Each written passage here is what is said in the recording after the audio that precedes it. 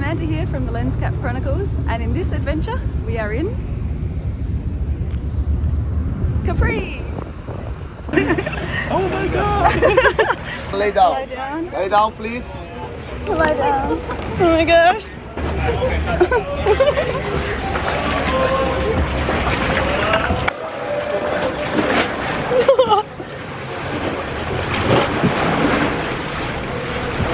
Oh my gosh, it's got a massive wave.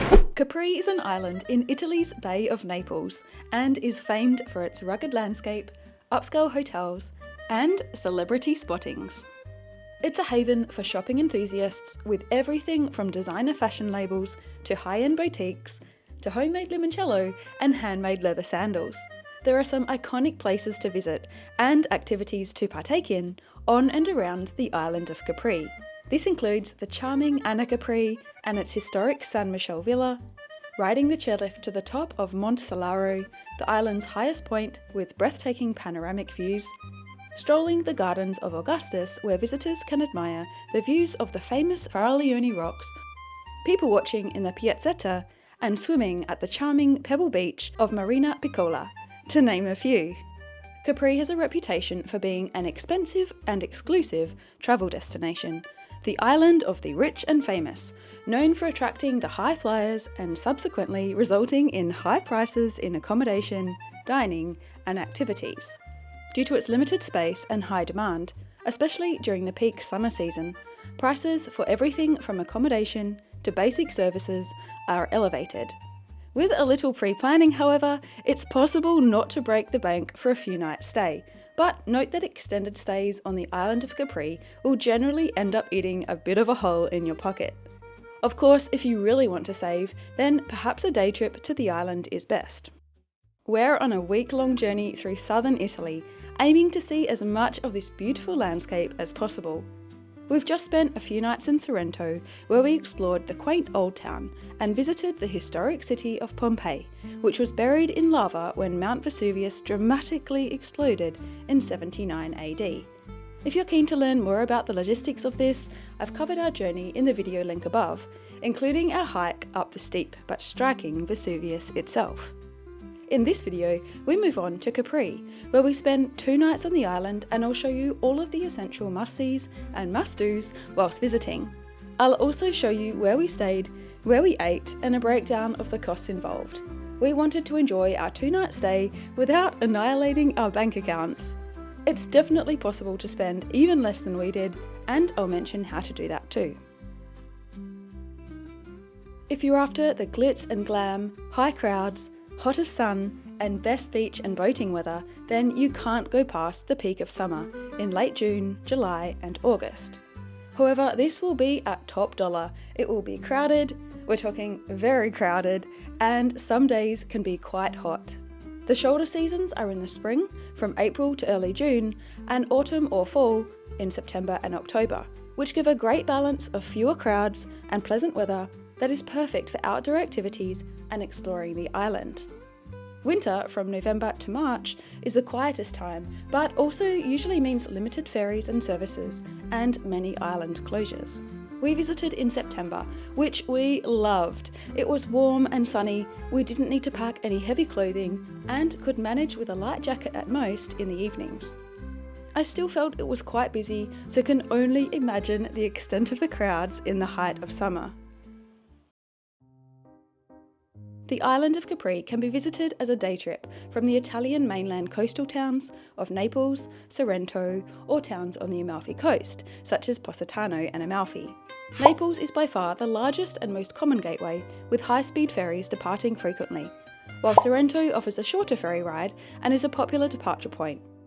The Amalfi coast towns provide direct routes, especially in the peak season. After a stunning 2 nights in Sorrento, we headed down to the Marina Piccola, or Port of Sorrento, where we compared the going prices for a ticket and purchased the best one. As a side note, Sorrento Port is at the base of the cliff upon which the old town is perched, so we took a taxi down, and this took roughly 20 minutes from our hotel. While it's usually possible to buy a same-day ferry ticket from Sorrento to Capri, tickets can sell out, especially during peak season, so I'd recommend booking in advance or arriving at the port early to avoid missing out on the day of your choice. Generally speaking, hydrofoils are quicker and more expensive, whilst ferries are slower and less expensive. Experiencing the views of the city of Sorrento rising up above us as we waited for our ferry was an experience in itself. We bought our tickets at 8:50 am for a 9:20 am ferry, so half an hour beforehand, and they cost us €20.10 each. You have to get for luggage? You won't give him one, will we? We've made it on board, sitting right at the back. When we got on board, we were told we need to pay €3 each for our luggage. So the lady at the checkout didn't tell us that. That's been stored down below. And we've made our way up to the top for some fabulous views. The open-air ferry was an absolute dream, and the sun was glistening on the water as we departed Sorrento port. We were treated to more views of Vesuvius as the ferry moved along at a lovely pace. Just arriving in Capri port. It's taken 20-25 minutes to get here. The Italian flag was waving proudly above the sparkling ocean, and enthusiasm on board the ferry was high as we entered into the port.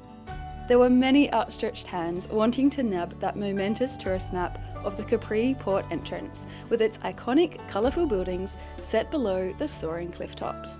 This port is called Marina Grande, and it was once a quiet fishing village, with colourful houses and nets hung up to dry. But today, well... That was a quick 30-minute boat trip, and here we are, Capri. Even after docking, I couldn't but help take a panoramic video to send back to my family. It was breathtaking. Streams of tourists were exiting along the narrow walkway, and the buzz in the air was palpable. It was an engagement of all senses. The smell of the ocean, mixed with the sun cream lathered on sensible passers-by, the vision of excited tourists in colourful summer clothing, ready to soak up all that Capri had to offer, the sound of the waves lapping at the port, and cafe owners serving chatty customers their first island coffee, and of course the feel of the warm sun sinking into our skin. The last sense left for us to indulge in was taste. Fortunately, there were no shortage of Italian treats awaiting us to tick this off the sensory bucket list.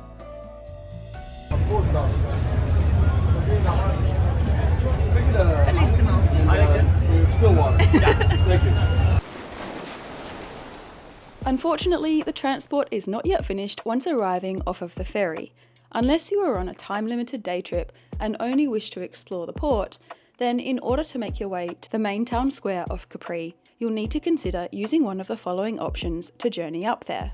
The most popular is to catch a funicular, which connects Marina Grande with Capri's town square called the Piazzetta. The funicular trip only takes 4 to 5 minutes to ascend to Capri town and departs every 15 minutes. The funicular is €2.40 per person each way, which sounds cheap and is the least expensive way to reach Capri main square, but be prepared to do this trip a few times if you plan on any day trips, which generally depart from Marina Grande. Even though we stopped for a delicious ice cream and cannoli, and I do not regret it for a second, if you arrive in peak season amongst the hordes of travellers, I'd actually recommend that as soon as you arrive at the port to head straight to the ticket office to the right of the pier to buy your funicular tickets. Only 70 passengers can board the funicular at one time, which sounds a lot, but in summer the lines can be long. The funicular runs from early morning to 10 PM, after which there is a substitute bus route. If you don't fancy waiting in a long line for the funicular, you may wish to hire a taxi. Taxi fares are fixed at €17 for up to 4 passengers and €20 for up to 7 passengers. Another way to get from Marina Grande to Capri Town Square is via scooter. Scooters can be hired in Marina Grande right next to the pier. However, I wouldn't advise this if you have luggage. If you're feeling fit and fabulous, it is possible to walk up the steps, and the official guide recommends allowing 30 minutes for this. Again, I would not recommend it if you have luggage. Finally, there are public buses up to Capri Town that depart from the stop on Via Marina Grande or Pier 21. After departing the funicular, we spent a moment taking in the jaw-dropping views at the top. Guests can enjoy time on this platform, which overlooks the port from above and gives a great perspective of the northern side of the island. If watching boats come and go is your thing, you will love spending some time here. This leads me to a brief rundown of the map of Capri. As mentioned, you'll arrive at Marina Grande and most likely stay in the town of Capri after taking the funicular up to the Capri town centre. Capri town is the hub of shopping, with fashion houses like Gucci, Valentino and Dior claiming prime real estate near the main square, as well as coveted vantage points for Instagrammers and socialites to take their fan photos, and a buzzing centre of great cafes, restaurants and clubs. For the adventure seekers, photographers, nature lovers, and high viewpoint appreciators, then you'll want to make time for Anacapri. This is the high point of the island and has a peaceful atmosphere with stunning natural beauty, as well as historic sites like Villa San Michele and hiking trails that offer breathtaking views of the Bay of Naples. It provides a quieter alternative to the bustling town of Capri, though it requires some effort to navigate if you don't stay overnight. I'll discuss Anacapri in a little bit more detail later on. Various boat tours will circumnavigate the island on half-day trips, and we also have this on our itinerary, so stay tuned. A short walk from the funicular platform is the vibrant, central square and heart of the island of Capri. On maps, you'll see it written as the Piazzetta or the Piazza Umberto I.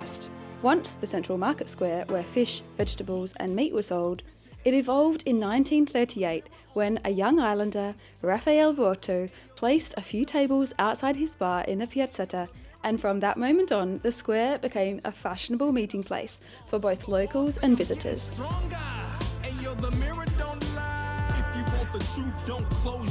Today, Capri's celebrity-packed Piazzetta provides the perfect hunting ground for camera-clicking paparazzi, eager to capture images of the rich and famous, and holidaymakers hoping to brush shoulders with their favourite Hollywood stars.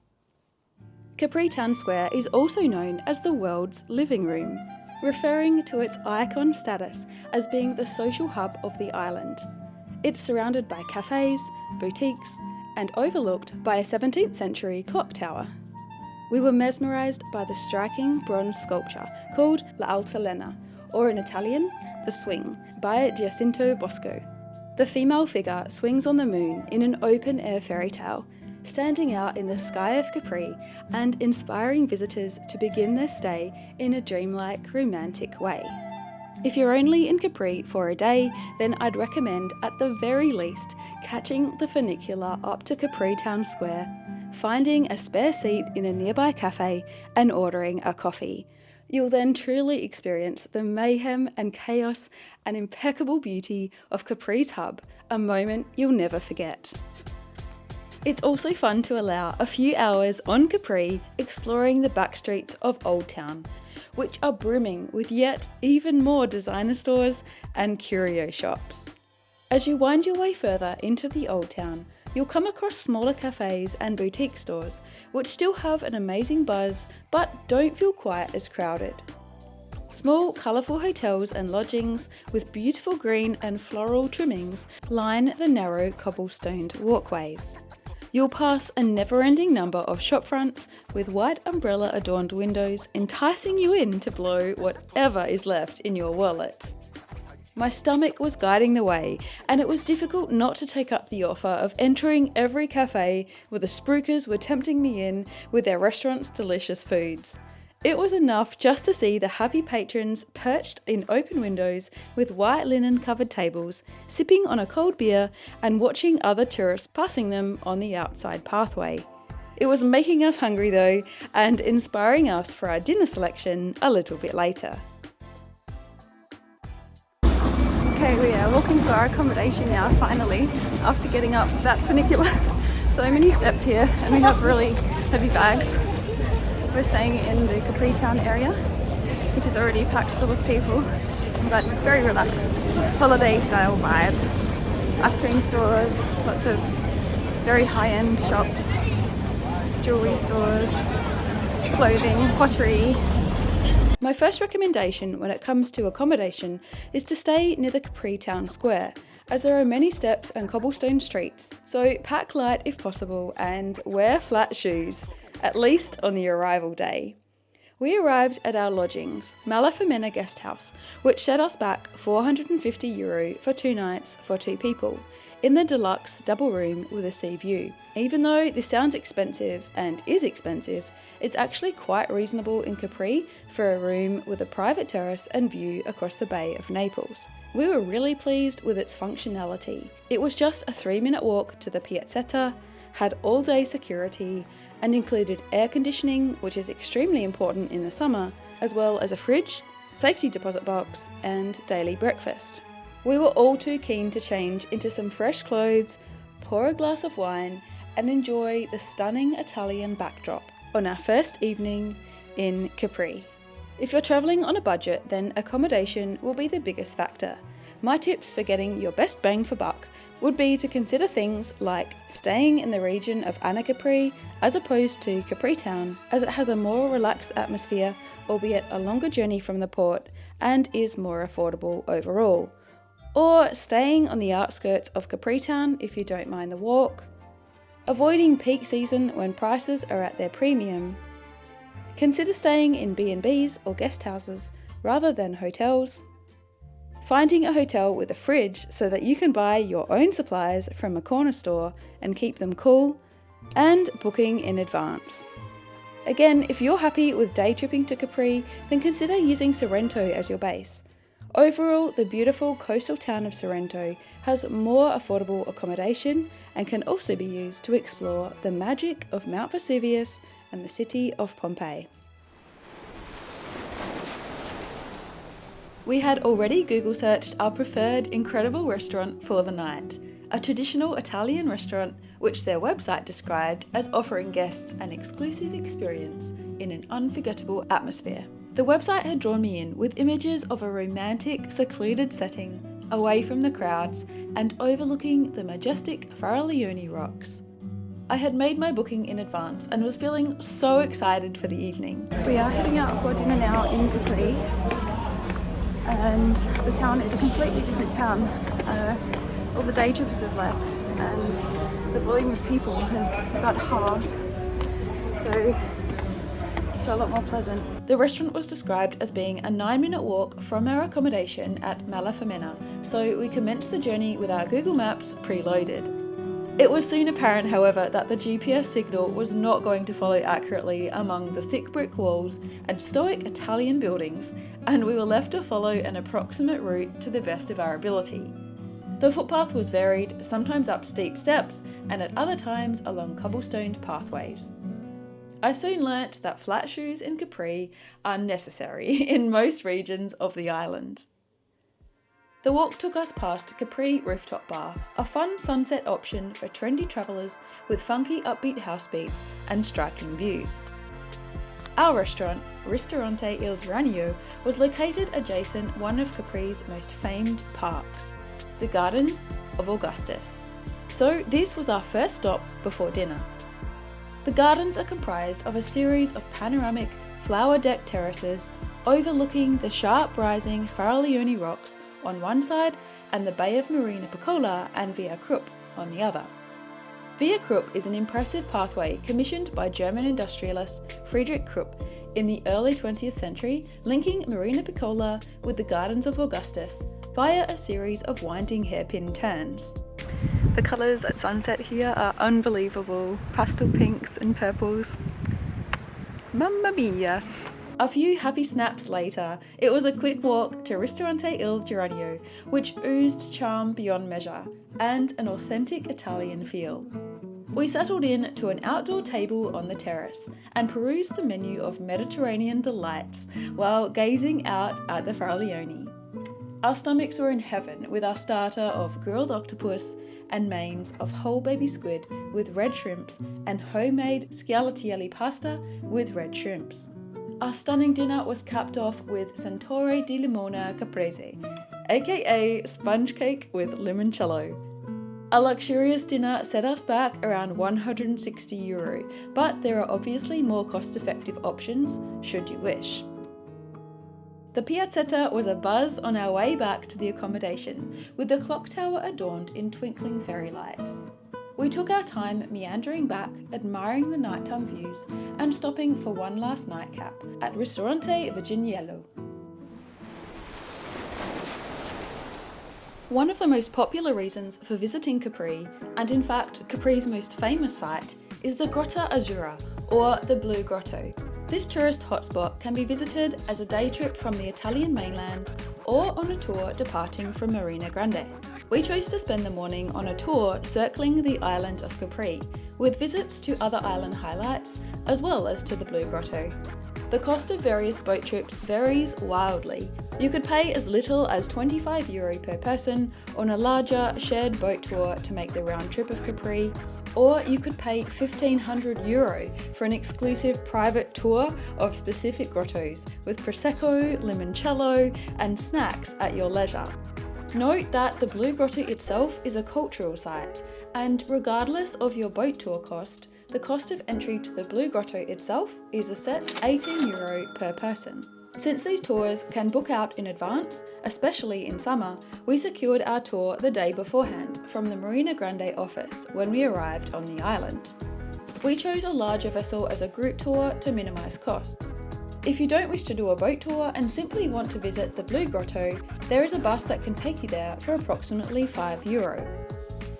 We set sail on the perfect day, with the sun shining and the sea glistening, departing from Marina Grande and enjoying the relaxing cruise around the rugged coastline of Capri. We travelled past the historic Punta Carena lighthouse and the sea caves of the White Grotto and the Green Grotto, named for the colour of the water and the light effects of the sun. Of course, one of the main drawcards, other than the Blue Grotto, are the impressive sea stacks of the Faraglione rocks. Our skipper enlightened us with many morsels of information about these icons of Capri, which you can see from many places on the island. And Matthew and I sealed ourselves lasting love and eternal happiness together with a kiss under the archway of Faraglione di Mezzo, a romantic tradition in Capri. This was one of the most fun moments of the tour, which was shared amongst many couples on board. Next, it was time for the famous Blue Grotto, one of the several sea caves worldwide that is flooded with a brilliant blue or emerald light. The light comes from two sources: the narrow arched entranceway and a large hole somewhere below, separated by a band of rock between 1 and 2 meters tall. As light passes through the water into the cave, red reflections are filtered out and only blue light enters the cave. Physics aside, entering the Blue Grotto takes a great deal of courage. It can only be entered at low tide and when the water conditions are not too rough. This is because you'll enter via a small gondola, skillfully controlled by an oarsman, who waits for the perfect moment to veer his boat through the narrow entrance. The whole experience is 50% euphoria and 50% sheer terror. If you've made the mission before, you'll know exactly what I mean. But this is one of those travel moments where you just have to trust the process.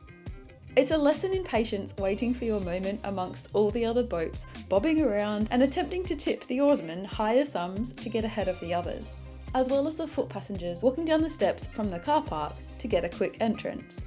It's also incredibly uncomfortable crouching down under the boat beams to get low enough to avoid head trauma as you enter. We waited what felt was a lifetime, but probably was only a few seconds, for the right wave, and then whoosh, quick as a flash, we were inside the cave. It's impossible not to be spellbound by the intense blue of the water, and bobbing around in the cave is a life moment you'll never forget. Our oarsman was lovely and took some photos of us in the cave, and then, more anxiety, we had to depart via the same tiny hole through which we had entered. It was a sigh of relief after exiting and realising our heads were still attached. What a thrill. I honestly don't know how Matthew filmed that. I could barely stop my guts from being crushed by the gondola wooden bar, and here he is being able to film the whole thing with a camera on a stick. After reaching our tour vessel and sitting safely on the back seat once again, we watched in awe as other people from our tour submitted to the same fate and took on the challenge. It never got old and we could have watched that for hours. As a side note, there are some unfortunate recounts of various oarsmen requesting quite sizable tips, which is not mandatory, but generally many of the oarsmen will expect at least a €10 tip. It was then time to move on, and for once I put down my camera and held onto Matthew's leg. I was feeling thankful we had survived. We're back on board the boat now. I've got to say I'm extremely excited to leave the Blue Grotto alive. What an experience. A lot of pushing and shoving to get onto the smaller boats, people bribing the workers. We had one lady on our boat offering €50 to get her and her 3 friends on ahead of everyone else. So yeah, it's just a lot of pushing and shoving, but inside the cave, brilliant. The whole tour took about 2 hours. We were waiting for an hour and 10 minutes in the boat to get into the Blue Grotto. So the undulating waves have made us feel slightly nauseous, but yeah, fabulous experience. After a while, the Bay of Capri came back into view as we finished our tour, and after a few hours of ecstasy and magic, we were walking back onto solid ground at the port of Capri. A quick seafood salad, pizza, and syrupy pastry filled with fresh cream later, we were headed to the island's more relaxed region, Anacapri. We decided to jump on the affordable public bus, so bought some cheap tickets for €2.40 and then took our place in the somewhat extensive bus queue. Travelling along winding, cliff-hugging roads is not for the faint-hearted, and your eyes dart across the rugged terrain, lush greenery, and vibrant blue waters to take in the fleeting beauty, while simultaneously distracting yourself from the pit in your stomach as you rip around corners at breakneck speed. We have arrived in Anacapri. That was not a bus trip I would like to replicate. We had fit about 30 people on a tiny little sardine can. Not comfortable, but some fantastic sights, and the alternative is to catch a taxi up, which looks like a bit of a limousine ride, convertible. Jumping off the bus in Anacapri instantly feels distinctly different than the carefully curated experience of Capri Town. Maybe it's the altitude and the breeze, but where Capri Town can feel like a mix of crowds, chaos, and luxury, Anacapri feels lighter, calmer, and more humble. Along the town's quaint streets, instead of endless luxury boutiques, you'll find locally owned stores selling artisan crafted ceramics and sandals. While many tourists do find their way up to the top of the island, the masses tend to remain on the layer below. Note that bars and restaurants in Anacapri typically close earlier than those in Capri Town, and it's a sleepier feel in general. The first mission was to find the cable car to Monte Solaro, the highest point of Capri at 589 metres above sea level. At the time of production of this video, a return ticket on the chairlift was €14. The Anacapri cable car was a little stressful as they hadn't told me I couldn't keep my backpack on my lap. Gender inequality was alive and kicking, where 2 men grabbed my bag off me and placed it somewhat precariously on the chair in front of me while waving his hands and yelling expletives from behind, and then let Matthew onto his chair with his bags. Getting sworn at by an Italian man while brimming with excitement on an adventure in one of my favourite countries was a little unfortunate. I was particularly anxious because my cameras and electricals were in that bag, perched perilously on a single wooden seat with a small single bar and quite a large drop below. I think we're getting close to the top now. It's getting a bit louder. It's a little bit rattly, so if you're afraid of heights, this is probably not the best activity for you. Although it's worth the views for sure. Fortunately, my belongings arrived at the top in their slow, silent glide up the mountain, and the gentlemen at the top were much more friendly. At the top is uninterrupted beauty, and as you rise above Anacapri, the island unfolds beneath you. White villas clinging to cliffs and lemon groves hiding secret gardens. This is the Capri you dream about. There's a reason why they call this the best view of Capri. To the south you have the Faro Leone, to the north the Bay of Naples with the famous Vesuvius volcano in the background. Look west and you may even spot Ischia. Monte Solaro is Capri at its most peaceful, at its most breathtaking. On the way back down, I didn't let them take my bag again. I've got it tightly wrapped on my seat with me.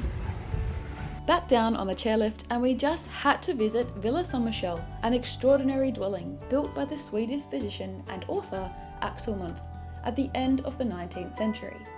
Its position in Anacapri is simply astounding, with views upon views upon views. we wandered around the impressive gardens, through the statuesque column-lined walkways, and into the villa itself, which contains Roman, Etruscan, and Egyptian artworks, including sculptures, inscriptions, mosaics, sarcophagi, and even a 3,200-year-old sphinx. Tickets were €12 for adults, and opening times vary by month, so be sure to check out the official website for accurate times. We splashed out to get a taxi down instead of the bus, and this set us back €20, but it did afford us some fun moments together and some more incredible views.